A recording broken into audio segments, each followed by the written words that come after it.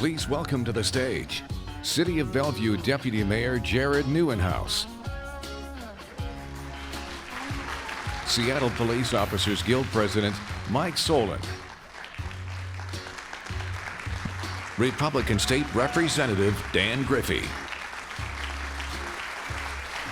and your moderator, host of Undivided, Brandi Kruse.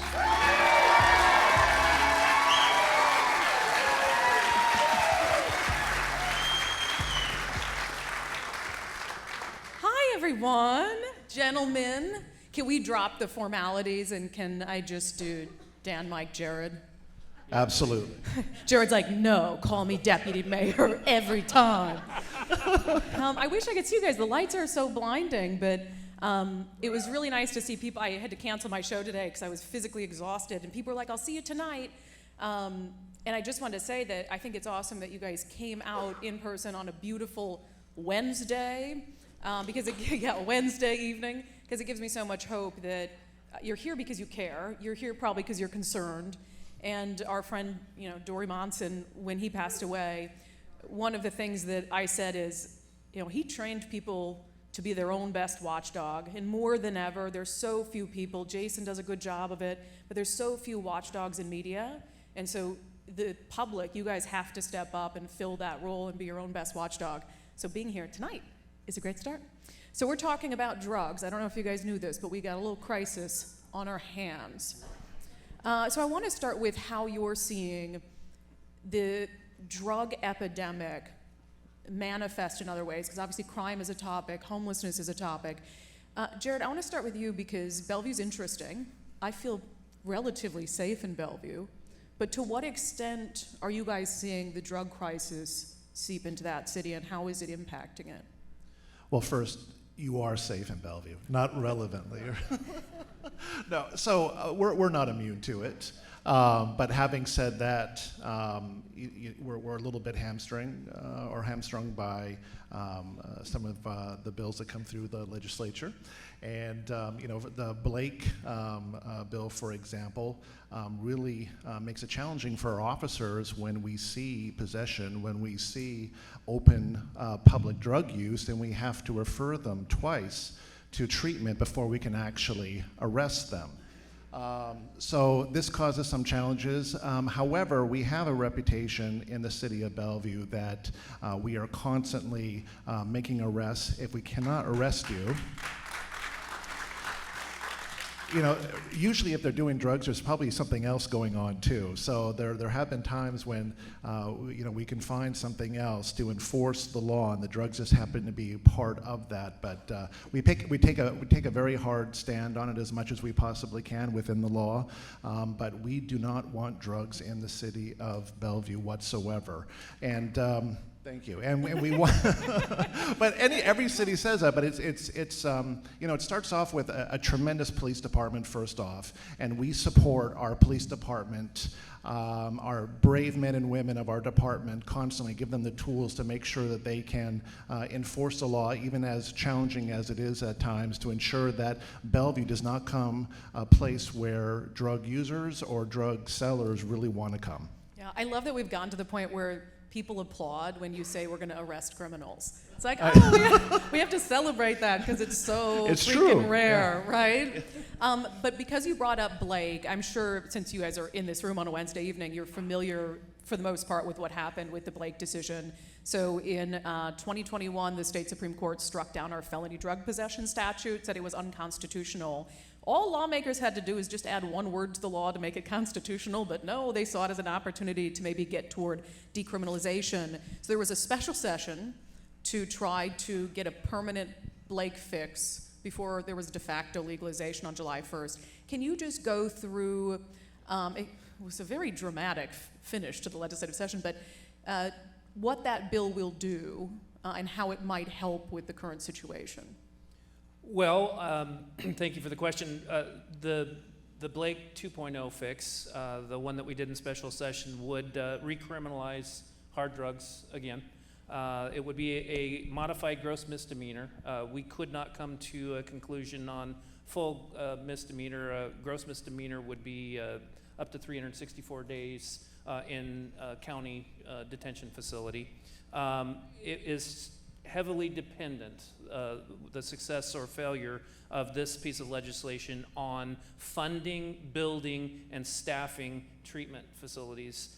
I am really concerned that it's too heavily dependent on that. I don't know that we're going to be able to help enough people. So that's why I like the fact that there is some criminal sanctions.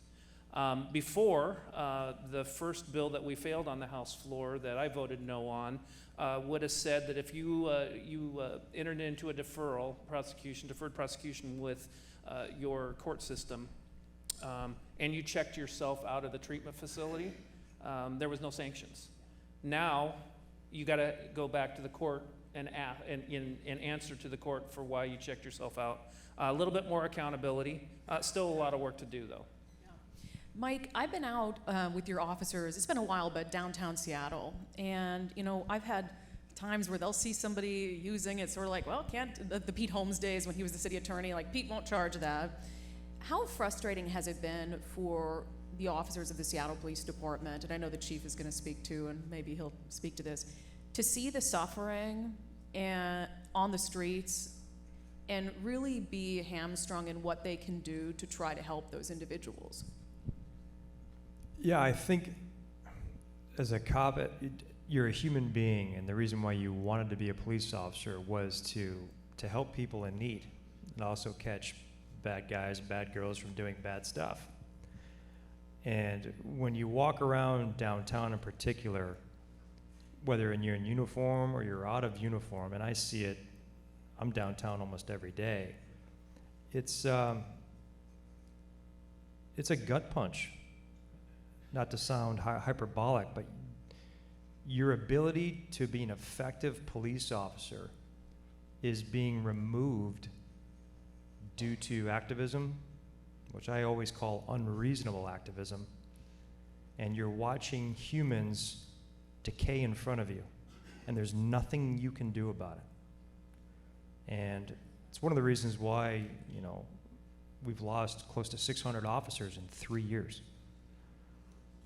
And it's only getting worse. And, you know, I try to be an optimist, to say, hey, there's brighter times ahead, because I have to lead the remaining cops and sergeants that are still working the street. And I can tell you that morale is the worst I've ever seen it, and I've been a cop almost, next month will make 24 years. Thank you. And I don't, as sad as it is, I don't think it's gotten to the level where people have had enough. And, right? I mean, it's unbelievable. So thanks for the question. It's kind of terrifying to think what that bottom might look like. But just as a follow-up to that, because you mentioned the staffing issue, I guess even if the legislature did say, oh, let's make it a felony and put these people in prison, which I don't think anybody wants, you just want people to get better, but even if they had the tool and the political will in Seattle to say, yes, let's make these arrests, do they even have the resources to be able to focus on crimes like that as opposed to responding to 911 and violent crime? Yeah, good question. No, we don't. You know, we recently did a poll to the Seattle voter, and out of 5 results, 1 being the biggest priority, 5 being the least, 1 was homelessness, then came the drug issue, fentanyl in particular, crime, and then a few other issues. You know, today I spoke with a sergeant in the SWAT team, and Seattle has a full-time SWAT team. They're very professional, and they partnered with the federal task force, and they actually did a warrant service on an armed fentanyl dealer in the north area of the city, and the community wasn't too particularly fond of seeing what they would deem militarized police go arrest an armed fentanyl dealer. But I don't think we're doing an effective job informing the public as to the reality of what we're dealing with. And we're allowing the activists to continue a false narrative that impacts us all. And I think it's had a detrimental impact that I don't see light at the end of the tunnel for the foreseeable future. But the only option we have is just to keep grinding. That's it. And feel free to jump in if you want to. Yeah, I was going to just say, I mean, the resource piece is so critical to this. Just as an example, we had a young kid, I mean, he was 26, died of a fentanyl overdose. Because the Bellevue Police Department is fully staffed, we were able to launch a 1.5-year investigation. We were able to track back exactly to who sold the fentanyl pills to this young gentleman who ended up passing away from an overdose. Now that took a 1.5 years and a lot of time and resources, but we did catch up to him, and now he's being prosecuted for that, for homicide. You know what you said is that Bellevue PD is fully staffed. They took a lot of the Seattle cops. So I'm looking at this guy, I'm like, wait a minute.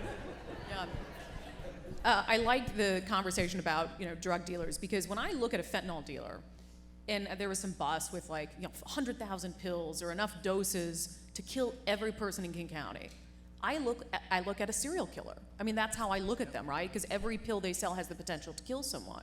So Representative Griffey, at the state level, if there's political will from your colleagues on the other side of the aisle, what more can be done to treat them as such, to harden the penalties and dissuade some of those drugs from coming here, because the penalties are so high if they get caught? Well, I mean, just like you said, there are certain crimes where you just throw away the key, right? You just don't get out and re-injure society. So we need to look at that. We need to look at, if you are distributing this drug, this harmful drug, and they're making it into fancy Skittle shapes and trying to addict children, we should make sure that they're isolated from society. Society has a right to do that. But we need to go after the tools that they use. We worked on a landmark bill this year to make it illegal to own the pill presses that clone the pills into the shapes of FDA-approved drugs with all the markings and all that on there. So we need the political will to really go after them and hold them very accountable. And if that means they have to stay the rest of their life in prison, then so be it. And the pill press bill passed? The pill press bill passed? It did. And bipartisan, right? It was. I was number 2 on the bill, but taking a lot of credit for it too. Yeah, it's creative, yes. Take a lot of credit. Do you want to give a shout out to the Democrat who was on the bill? Yeah, Mari Levitt, Okay. wonderful lady, and she gets it on fentanyl. Gotcha. You see, we're just kumbaya here. We get along so well. Jared, Bellevue is interesting because crime doesn't stop at the border of a city. Luckily, you guys have a lake between. That's a little harder, and there's always traffic on the floating bridges, so it's a little harder to get over there. But how do you, and I think you've been successful so far, with a few exceptions, stop what's happening in Seattle from oozing over into your city? Yeah. Well, I think there's a lot of different reasons for that. I mean, first and foremost, I think we have a council that is very focused on what's best for the city. We don't tend to get distracted on issues that we have no control over, in terms of what's going on in the Middle East or other things of that nature. We are focused on, number one, public safety. We're focused on transportation, congestion issues. We're focused on keeping Bellevue a very family-friendly city. It's a safe place where people want to work and play and shop. And we really understand that, and that's why so many companies want to come to Bellevue. It's why people want to raise their kids in Bellevue. You do not see, very rarely, homeless encampments in Bellevue, and if we do see it, it is usually cleared within 24 to 48 hours. Now, we're able to do that because we do have facilities. Due to Martin v. Boise, we have to provide an opportunity to provide them with shelter or services, but we enforce our laws, and that's why I want to pick up on what you said about political will. We have the political will to enforce our laws. Unfortunately, not every city can say the same. But we're willing to do that, and because of that, we've been able to keep some of the craziness, if you will, on the other side of the lake, and we're very proud of that and want to maintain that because, I mean, I'm biased, of course, but I think we've created something special in Bellevue, and we want to keep it that way. Yeah. Mike, when it comes to officers on the street, the current council has been a little bit of a mess. Is that fair? But this year there's 7 of 9 seats that will be on the ballot in November. Is it 4 incumbents not running again, or is it 5? 5. 5 incumbents not running again. So there's really, and I agree, including 2 that have been the most detrimental, I think, to eroding the rule of law and public safety, Lisa Herbold, who somehow ended up chair of the Public Safety Committee, and Shama Solan. So for you, I will say for the record, I really like Shama Solan as a person. Her policies are obviously problematic, but I've always enjoyed our chats about our dogs. We found that one thing to connect on. But what opportunity do you think is here this year for the city of Seattle when it comes to these issues like how we deal with substance abuse? What would your message be to voters, I guess, about what's at stake? If you want more of the same, don't vote. Oh. Because that's the reality. The true point is that 25% on average of the Seattle populace votes. And more often than not, the type of personality that gravitates to a city council seat, I think, are people that don't really are a true reflection of the populace. And that's a problem. And we're seeing, I think you said, you have a council that doesn't go into areas outside the scope of what they're supposed to do. But we tend to have people that want to do that. And obviously you see the results. 2020, we've seen the decline, I think, from 2016 in terms of policing being politicized to an unreasonable level in the city of Seattle, where it was put on steroids. And there's an opportunity here to take back moderate, reasonable positions in politics with public safety. And I just, we're doing what we can, but obviously, we're being respectful of not having a tag of police behind a political candidate, because it could be problematic in the city. We're respectful of that.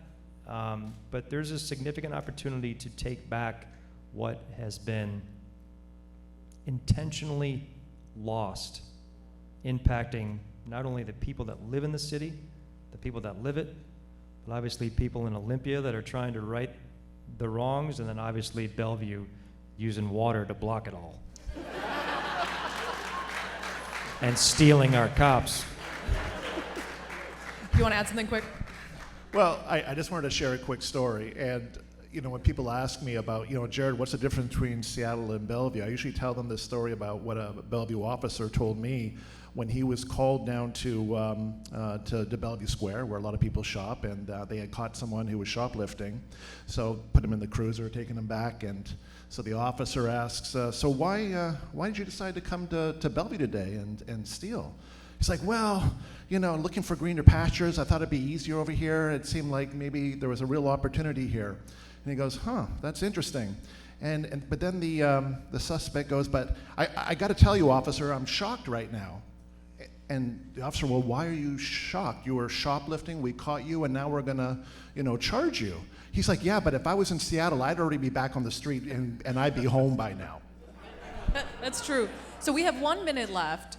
And what I want to make sure to do, as much as we're talking about law and order, and I think we all value that as a society, I think Ann Davison, the city attorney in Seattle, said our laws are our values, which has always stuck with me. And if you're not enforcing your laws, then you're not abiding by your values.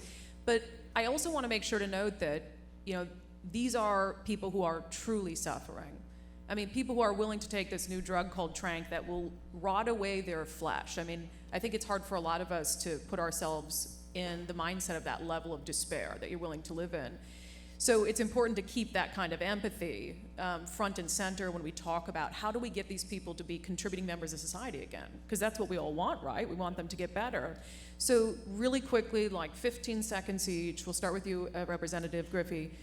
What is the appropriate balance between compassion and accountability? Well, I think it's important. Where I come from, we take the keys away from people that are impaired, and then we drive. We don't let them drive. Right now, The Washington State has turned into a place where we step over people in need. We need to provide resources and change the narrative. We need to be able to call 911. Resources need to be delivered. We got to give our 911 responders, which I was one for 34 years. We need to give them the resources so they can help people. He's right. All they want to do is help people. Jared, we'll go to you and give Mike the last word. Well, the bigger issue is here amongst all these agencies and nonprofits is they use this harm reduction model. And within that harm reduction model, there is very little accountability. Until we can change that, we're not going to see a big change. Because if we are enabling these, my heart goes out to them, these folks that are so addicted. If we can continue to provide them with the supplies, with the pipes, the needles, whatever, things are not going to change. We need to have accountability. We need to have a hammer, and that usually includes, or requires some type of legal remedy before they are forced to make a change. Are you going to get, addiction help? Are you going to get some services that you clearly need, or do you want to continue to go down this path, which will probably have you dead within a year? Mike, final word on that. Balance between compassion and accountability. Yeah, everything is about empathy and showing. The fact that you're all here for this panel shows that you care. And we have to embrace that and wrestle back control from the activist groups that are unreasonable, and we become the reasonable activists. It's okay. Activist is not an ugly word. You just have to be reasonable about it. And when you have your city council meetings, get involved, show up for public comment, vote, start your own community groups, take back control. Because if we don't, it's going to be gone. Yeah.